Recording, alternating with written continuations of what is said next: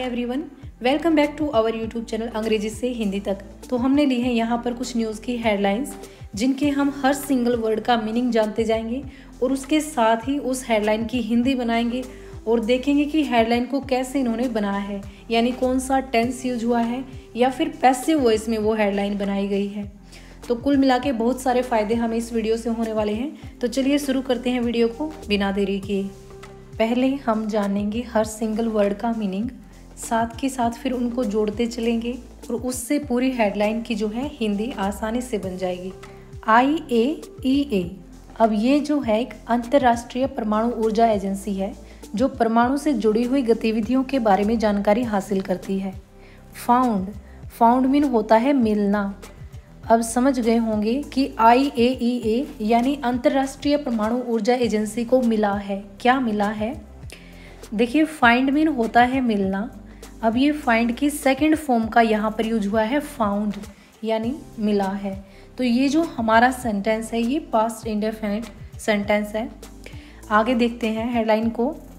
Natural होता है प्राकृतिक। यूरेनियम पार्टिकल्स, यूरेनियम के कण। कहाँ पर? एट मीन होता है पर। सीरियन साइट, सीरियन जो कंट्री है उसके स्थल पर। साइट मीन होता है स्थल। तो इनका कहने का मतलब है कि जो IAEA है उसको, यानी उस परमाणु ऊर्जा एजेंसी को सीरियाई स्थल पर प्राकृतिक यूरेनियम के कण मिले हैं या फिर पार्टिकल मिले हैं। सस्पेक्टेड मीन होता है आशंका है, यानी ऐसा शक जताया जा रहा है। ऑफ पास्ट न्यूक्लियर एक्टिविटीज़, यानी ये पूर्व में हुई जो न्यूक्लियर एक्टिविटीज़ हैं, जो परमाणु गतिविधियां हैं, उनसे जुड़ा हुआ ये पार्टिकल है। एकदम आसान भाषा में हम हेडलाइन को समझने की कोशिश करते हैं। इस सीरिया में कभी गुप्त रूप से परमाणु का कार्यक्रम चलाया गया हो सकता है। इस हेडलाइन की जो हिंदी बनेगी वो होगी, अंतर्राष्ट्रीय परमाणु ऊर्जा एजेंसी यानी कि IAEA ने सीरियाई स्थल पर प्राकृतिक यूरेनियम के कण पाए जहां पूर्व परमाणु गतिविधियों पर संदेह किया जा सकता है, यानी वहां पर परमाणु से रिलेटेड गतिविधियां हुई हैं। तो चलिए देखते हैं हमारी नेक्स्ट हेडलाइन को। तो नेक्स्ट हेडलाइन जो हमारे यहाँ पर दी गई है, दी सैंपल्स यानी नमूने। अब ये जो हेडलाइन है ये पहले वाली से ही जुड़ी हुई है। अब ये उन्हीं नमूनों की बात हो रही है, उन्हीं पार्टिकल्स की बात हो रही है जो हमने पहले वाली हेडलाइन में देखे थे। जब हम किसी चीज़ का दोबारा जिक्र करते हैं तो उससे पहले दी लगाया जाता है, यानी अब हम उस चीज़ को जान चुके हैं। तो दी का मीनिंग यहाँ पर होगा वे नमूने, यानी जिनका हमने जिक्र किया वही नमूने। वर टेकन लिए गए थे। अब देखिए, टेक मीन होता है लेना, तो ये टेक की थर्ड फॉर्म है टेकन। टेक, टुक, टेकन। अब ये जो हमारी हेडलाइन है ये पैसिव वॉइस में है, जहाँ पर हेल्पिंग वर्ब के बाद, यानी वर्ब जो हमारे यहाँ हेल्पिंग वर्ब है, जहाँ पर हेल्पिंग वर्ब के बाद वर्ब की थर्ड फॉर्म का यूज किया जाता है। यानी ये जो हेडलाइन दी गई है ये पैसिव वॉइस में है।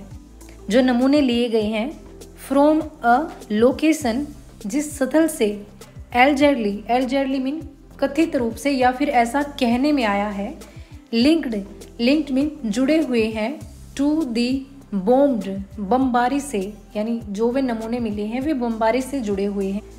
डियर एल जोर साइट, ये उस स्थल का नाम है सीरिया में, यानी उस जगह का नाम है जहां पर वे सैंपल, वे नमूने मिले हैं। डेर एल जोर सीरिया का वह इलाका है जहां 2007 में इजराइल ने संदिग्ध परमाणु रिएक्टर पर हमला किया था। यानी AIA को संदेह है कि वही स्थान सीरिया के गुप्त परमाणु कार्यक्रम से जुड़ा हो सकता है। तो इस हेडलाइन की जो हमारी हिंदी बनेगी वो होगी, वे नमूने एक ऐसे स्थल से लिए गए हैं जो कथित रूप से बमबारी किए गए डेर एल जोर स्थल से जुड़ा हुआ है। दी डियर एल जोर, उसी तरीके से इस हेडलाइन को बनाया गया है। अब इससे पहले दी लगाया गया क्योंकि उसी साइट का यहाँ पर जिक्र हो रहा है।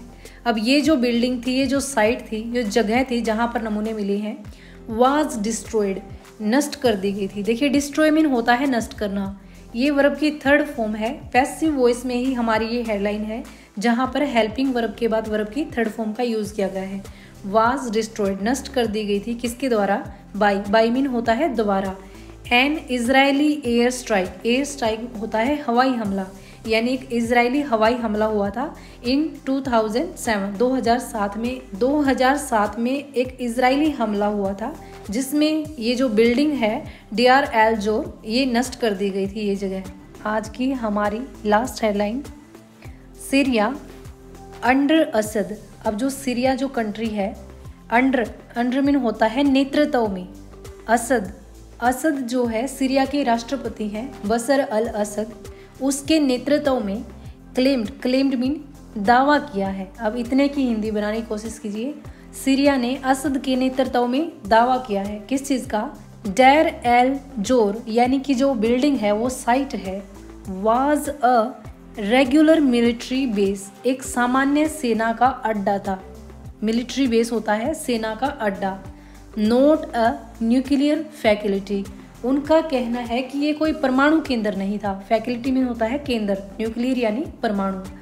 अब जो सीरिया है जिस कंट्री में वे नमूने मिले हैं उनका दावा है कि जो ये जगह है डेर एल जोर उस टाइम पर एक सामान्य सेना का अड्डा था, ना कि कोई परमाणु केंद्र। तो मिलते हैं नेक्स्ट वीडियो में। Thanks for watching.